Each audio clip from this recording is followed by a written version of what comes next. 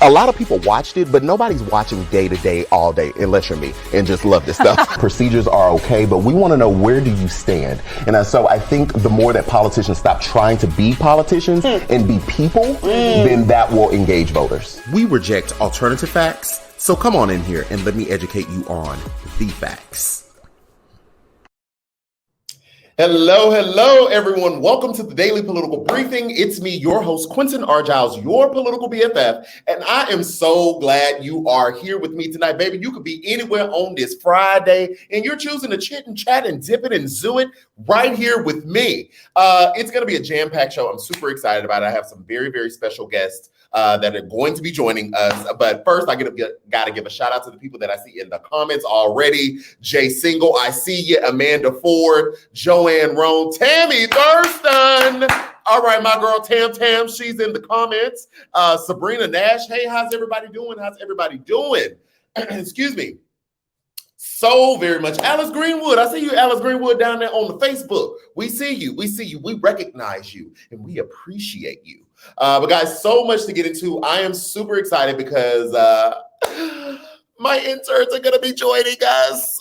It is going to be super great. So many of you all have asked, when do we get to meet the interns, especially the people on Patreon? They are always asking about the interns. And so they actually came up with the idea themselves to come on the show and kind of have like an intern takeover. So I'm going to be here with them. We're going to chit and we're going to chat about this week's current events. You'll get to meet them. I'll ask them their names, so you get to know names and all that good stuff. And then we're going to really be able to get into their mind and see what they think. And maybe we'll take some time for them to explain exactly what they do. Yes, I see somebody in the comments saying they are so excited for the interns. We love the interns. Shout out to you, Tammy Thurston. Shout out to you. So we're going to play this quick commercial. And then on the other side of it, we'll start the show. Okay? All right. Listen, you all know I am on my health kick right now, and one thing that I miss is cookies. So I am super excited that I got a healthy alternative, some vegan cookies. Okay, get into the veganism of it all. It's the veganism for me. Shout out to Samaya Nicole Brand for making me these delicious vegan cookies based right here in Houston, Texas. You all can follow her at Samaya Nicole Brand on Instagram. Baby, we won't be disappointed.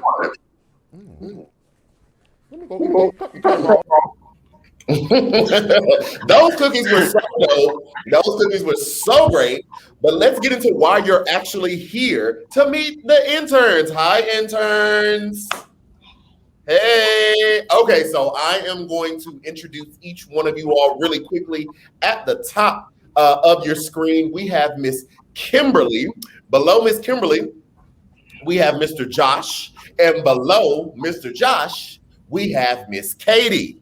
So, how is everyone doing? Great. Doing okay. It's Friday. Yes, it's Friday. We love to hear. So people are wanting to know your opinions. I have to say my supporters really go up for you guys every time I mention the interns. They're always asking about you. People are in the comments. I know y'all can't see it on your side, but people are in the comments are saying, hey, interns, hey, everyone, all that good stuff. So let's jump into the show. So this week we had the Derek Chauvin trial, right? And we had the conviction come back so quickly. I don't know if it was just me, but I was expecting that whole thing to play out until like today. I think that I wasn't expecting like a verdict to come back until like Friday or maybe even next week. Kim, talk to me a little bit about how you've been feeling this entire time and how you felt when the verdict came down. So I can say that I was relieved that it was over. I can't say that I was surprised about the verdict because I feel like it was just one of those things where it was owed. I don't believe that maybe it would have been the verdict that it was had maybe we just not had this continuous, we've had so much happen. So, but I am relieved that it's over, honestly, because I feel like I was just triggered and exhausted emotionally. I really didn't tune into it, but I'm not surprised by the verdict, but I don't think that it really changed a whole lot. So those are my thoughts. Those are your thoughts. What about you, Katie? I was shocked. And I was really mad I was shocked. Mm, We shouldn't have to be shocked when we all saw the evidence. We all saw what was there. And I think without that video, we would have just had the same old that America always has, just brushing the racism under the rug and not caring about who it hurts. mm. Yeah, yeah. What about you, Josh? Same thing here. That I was relieved that it was over, and I was kind of upset with myself as well. That I was shocked at the conviction because I remember when you tweeted out that they had came back with a decision that felt like the longest. Was it like 30, 45 minutes It from the was moment definitely you a tweeted? hard Yeah, 45. that was like a really long time waiting for it to come out. And so when they finally came out with guilty on all three charges, I was happy, but I was also relieved that it was finally over because it has been a long, exhausting journey. So I definitely agree with Katie that it's kind of upsetting that we are surprised at this when it's such a clear cut case. In any other instance, this would have been an easy slam dunk case. But of course, in these type of situations, you never know which way it's going to go. Yeah, you and Katie both said that you all were upset that you were shocked. Why do you think you were upset that you were shocked? Because it shouldn't feel this way. It should feel that we have liberty and justice for all. Like that's what it says. That's one of the things that's supposed to be promised to us is liberty and justice for all. But for so long, it hasn't quite reached the smaller minority communities like the Black community. And so to feel that you may not get that liberty and justice, or people from your community may not get that liberty of justice, it's a really bad feeling to have when you born in this country, have lived in this country, you're not an immigrant, you've been here your whole life, and you still doubt the justice system. To be fair, to be blind and fair. Yeah. Yeah, I went through a range of emotions, and I told some of the people here, I don't think we've all had a collective time to talk. Like we have our group text. Shout out to Amy. Amy's in the comments right now. Shout out to Amy.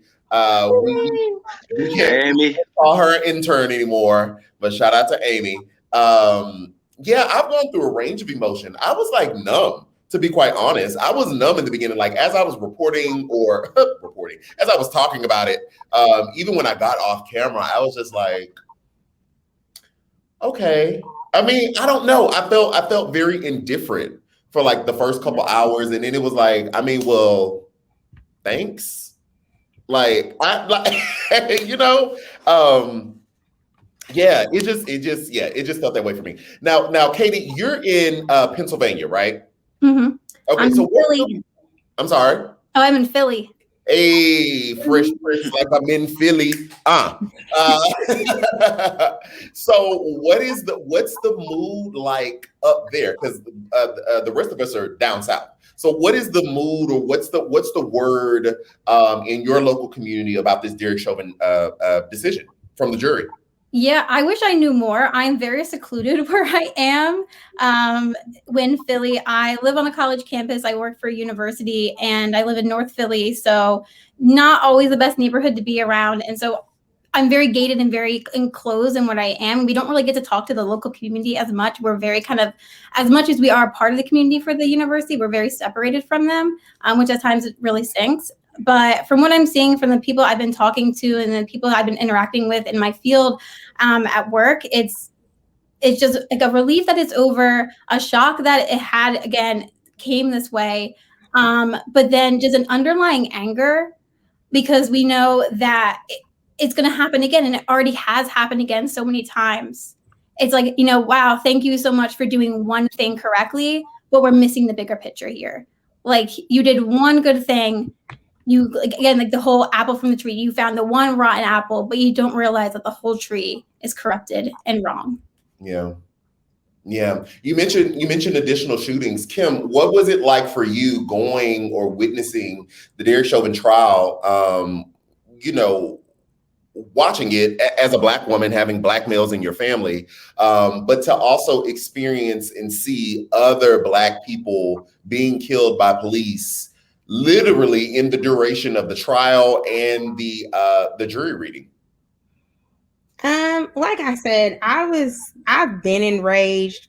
I mean, so, I think that this all should have maybe been, I think I was reading a post and they said that they should have made an example out of what's his face that murdered Trayvon Martin, right? Zimmerman. So this is 2012. So we're in 2021. And so not that I wasn't quote unquote shocked, but because if you look at the political climate and the social climate prior and leading up to Derek Chauvin, they had to have a guilty verdict, right? Because things were already hot. And if you look at everything that's happened just in that particular area with like going even back to Philando Castile, they had to give quote unquote the Black community something, right? Now, again, we haven't gotten the sentencing because that's where it really counts, right? So is he still just going to get a slap on the wrist? So for me, again, I wasn't surprised by the verdict because I felt like given everything that we've gone through, even we just go back to the pandemic, it had to be guilty because they had already started shutting things down because they were like, oh, we can't risk what happened when, the video first came out back in May. So I really think that still it's like a political strategy and we're still kind of in a sense being played and toyed with, if that makes any sense. Well, so you think that the jury handed down, well, let's get into it. You think that the jury handed down a verdict for the sake of keeping the peace? Keeping the peace, not because they either really believe Chauvin was guilty.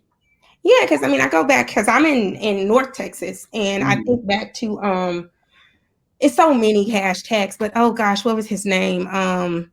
The cop that, I didn't know that wasn't my apartment. Welcome, John. Thank you.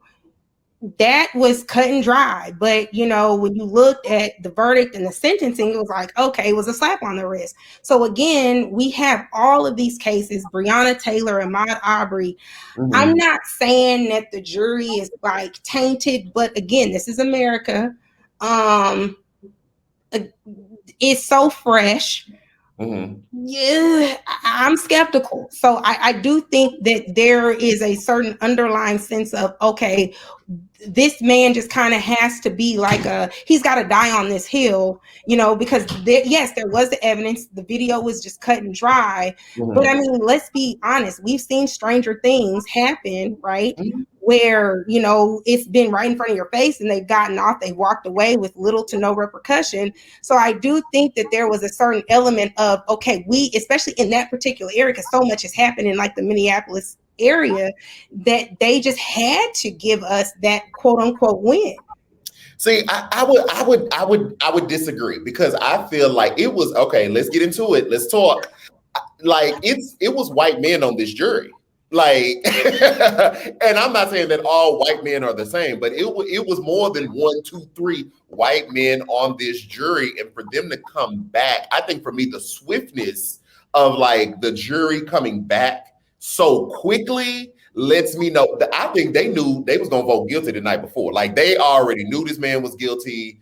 They just like, everybody want to sleep on it. Let's come back. Let's take another vote real quick. Make sure everybody good. You good? All right, you good? Okay, let's do this thing. I will say this. I wasn't expecting guilty on all charges. I set myself up for the lowest common denominator. I was like, at least y'all got to get him on manslaughter now. At least now. Don't, because you can't say that now because people take that literally. Let me not say that. Them people that ran up in the Capitol just messed it up for everybody because now you can't say certain stuff because then it'll be twisted like you're calling for something. So I will say that the fact that it came back so quick, I don't think that it was just like a here, let's keep the peace. I think that they believe that man was guilty and that he murdered him. Even still, yeah, he was guilty. That's clear, but that doesn't mean that there's still not some political. And I'm not even on a conspiracy theory, but the way that America works, especially when it comes to race relations, again, people are pissed. People are ready to, overthrow some stuff and cut up. Well, they tried on January 6th and, Well, that was different because those were, mostly, white people who were, overthrowing the government. They were able to do what they wanted to do. But again, when you're looking at, okay, these African American, people of color, these communities are upset. They are angry.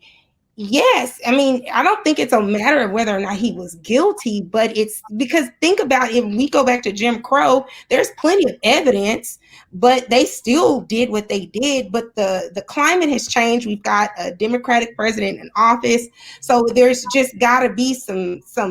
They've got to give you something. But I think maybe I would be more so feeling like you feel after we get the sentencing. Once we get the sentencing and then we see like, okay, are you really holding his feet to the fire? Or is this just like, okay, yeah, he's guilty. Mm-hmm. But then we're only gonna, now we're making him like, he's gonna slap on the wrist as far as the sentencing is concerned. Yeah. Then I'm gonna be like, okay. So if that is actually punitive, then I'll be like, okay. Then justice was really served. So we'll have you back after the sentencing. We'll just and we'll see what you say. So everybody remember what Kim said, and then we ask Kim after sentencing, do Kim still feel the same way? There we go. Josh, you're a black man. I'm a black man, right? We continue to see black men be accosted and maimed, harassed, killed at the hands of police. What does this verdict say to you? What is this that he was convicted on all 3 counts? I know how I feel, but I want to know from you, brother. What does that how are you feeling and how are you dealing with this? Because this is an ongoing thing, an ongoing trauma, right? So what does it say to you? To me, it says that for once they finally got it right. In the long, sad history of getting it wrong, starting all the way back to Emmett Till, you can go to as far back as Rodney King. As many times as they have blatantly gotten wrong, they finally got it right. I am of the same notion with Kim that I'm not going to put too much stock in it. I still, like the justice system itself, still has a long way to go before I can fully blindly have complete faith in it. Because like time and time again, our faith has been broken in it. So, and I'm only 27, so I don't have as much experience being here as Kim, and so I see where she's coming from. And so, with that being said, that it's going to take a little bit longer for me to have faith in our justice system to where that I actually believe that that black men and black women that are wrongfully killed are gonna receive the justice that they deserve. Yeah, and Katie, I mean, there's no secret. You are a white woman. Come on, hey, girl. We ain't got no problem with that. Hold on. We don't have no problem with white folk around here. We got problem with white supremacy. Okay, exactly. White supremacy. Exactly. Yeah. So I'd like to, and after this, I'm going to move on to a different topic, but what is it like for you coming together in allyship, right? Because it's not an experience that you live, right? You are a white woman. So there are a certain set of unspoken privileges. Well, we speak of them now, but unspoken privileges that you have. But in this, in your advocacy and allyship, like what does the verdict say to you? Yeah, for me, and I think it's because I have the privilege of being able to go to college and go to universities and talk with other people. I understand a lot more of how to be an ally than those that I grew up with or those that I have been around my entire life. And I think some responsibility comes with that and being able to advocate to them and talk with them and say, like, listen, just because this man was convicted guilty as he should have been, doesn't mean the system's fixed, doesn't mean anything is over, doesn't mean anything like that. It just means that one thing has happened that needed to happen. I think a lot of it comes down to just plain old ignorance and unwilling to learn about anything beyond someone else's own perspective. Just the other day, my old boss, her husband is running for a local office, and he wrote a Facebook post about what happened and his thoughts on the murder of George Floyd. And his comments were just filled with these people just saying, well, cops kill more white people. Well, you should see how hard being a cop is. Well, you need to look about from their point of view. And I'm like, can you just stop? Because that's all we have been doing throughout history is looking at it through the white perspective. Mm-hmm. And it needs to stop. And it's not okay. And I'm like, okay, that's cool. You have that viewpoint, but you need to look beyond that viewpoint. And it's too late. and you need to come around. And I think that it's up to white people and it's up to white allies to really step up and say, and take over talking and educating other white folks about like, hey, this is still not okay. And this is still a problem that we need to solve together. Yeah. Yeah, I'll say this. That's interesting. I got two quick rebuttals to them Facebook posts as far as like, cops killing more white people. Well, it's so interesting because I did a podcast not too long ago, or actually it was a while ago because I was in another place. I did a podcast for this company called The Doe. I'm not sure if anybody's familiar. I did this podcast with The Doe, and the alternative viewpoint or the opposing view to mine basically brought that up, that, cops kill more white people than black folks. And I'm like, man, you must didn't know I did my research before I came here. Oh, okay.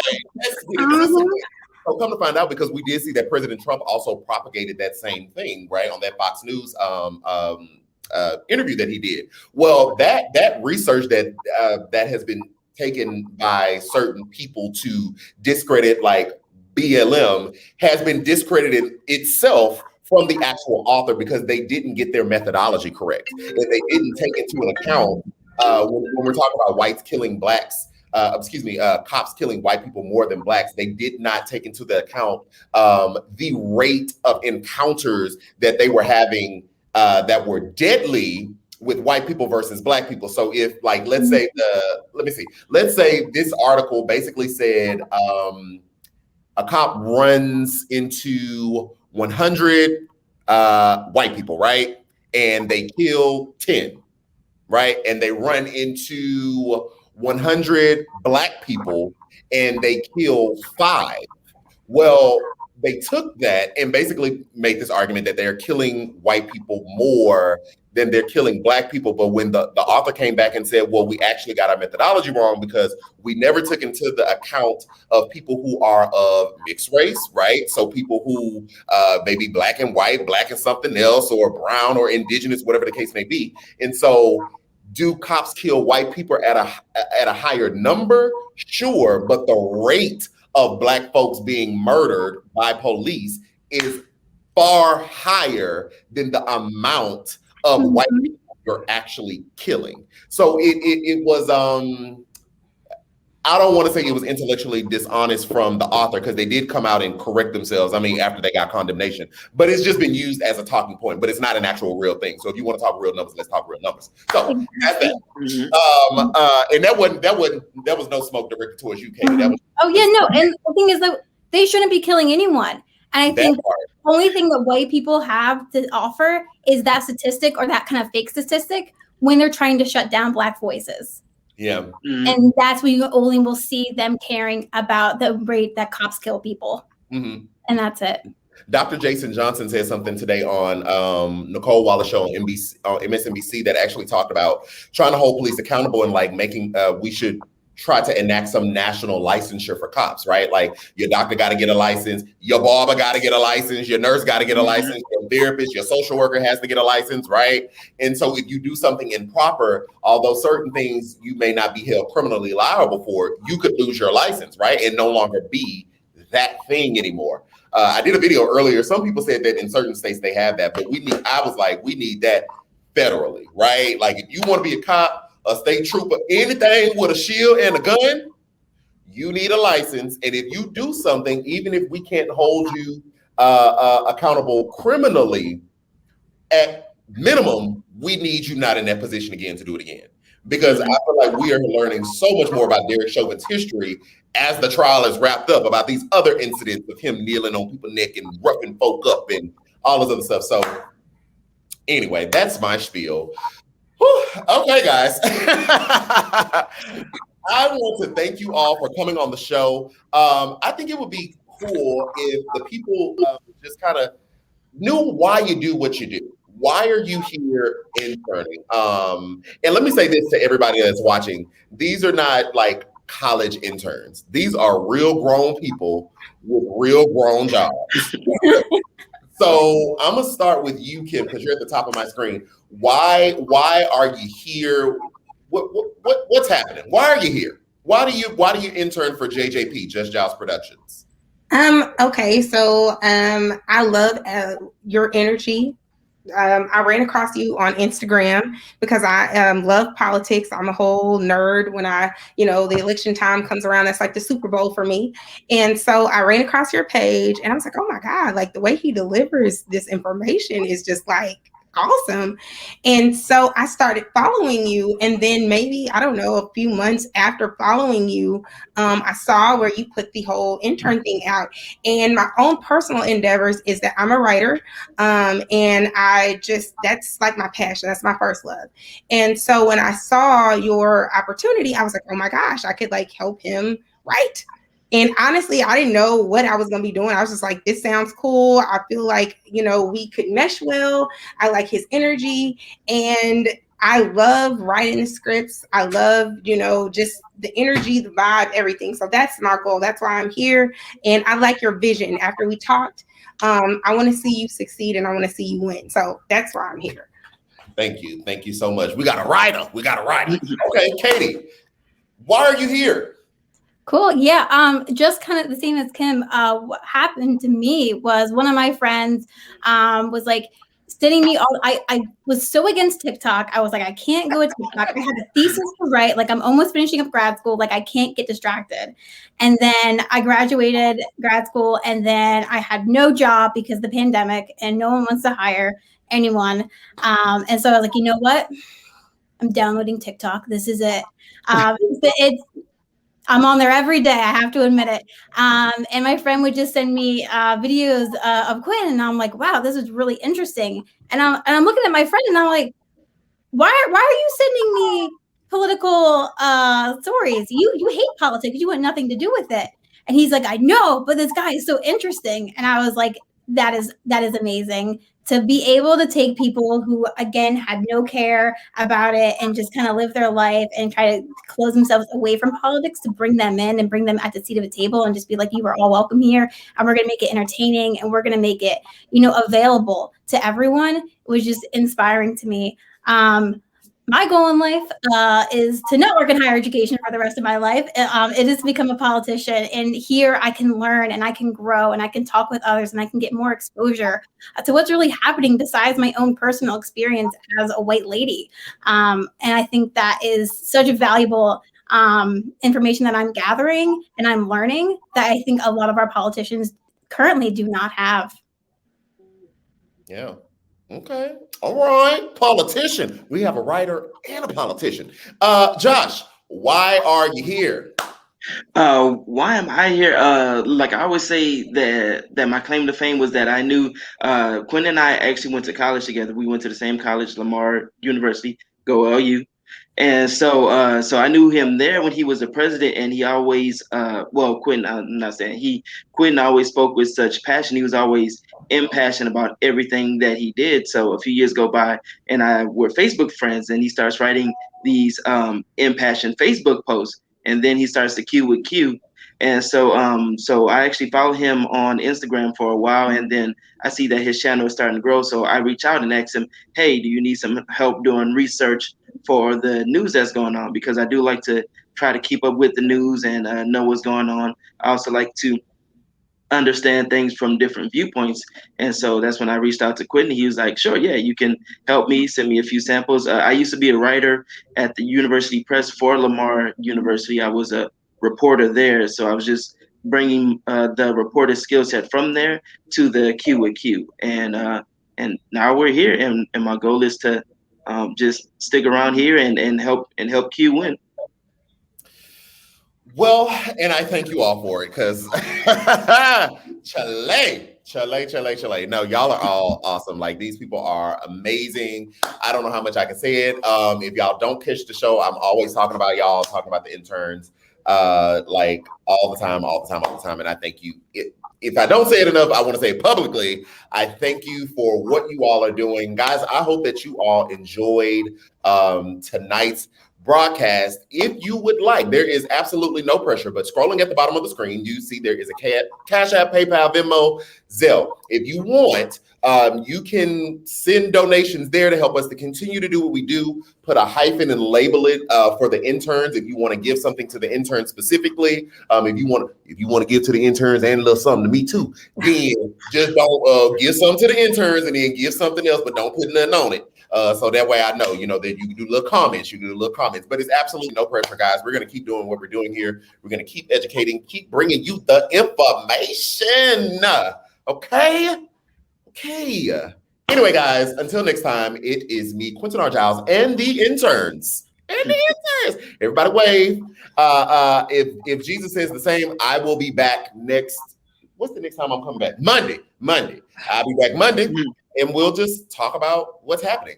After the show, interns stick out so we can hang out in the background. Until next time, guys, I love y'all in the Lord. Goodbye. A lot of people watched it, but nobody's watching day to day, all day, unless you're me and just love this stuff. Procedures are okay, but we want to know, where do you stand? And so I think the more that politicians stop trying to be politicians and be people, then that will engage voters. We reject alternative facts, so come on in here and let me educate you on the facts.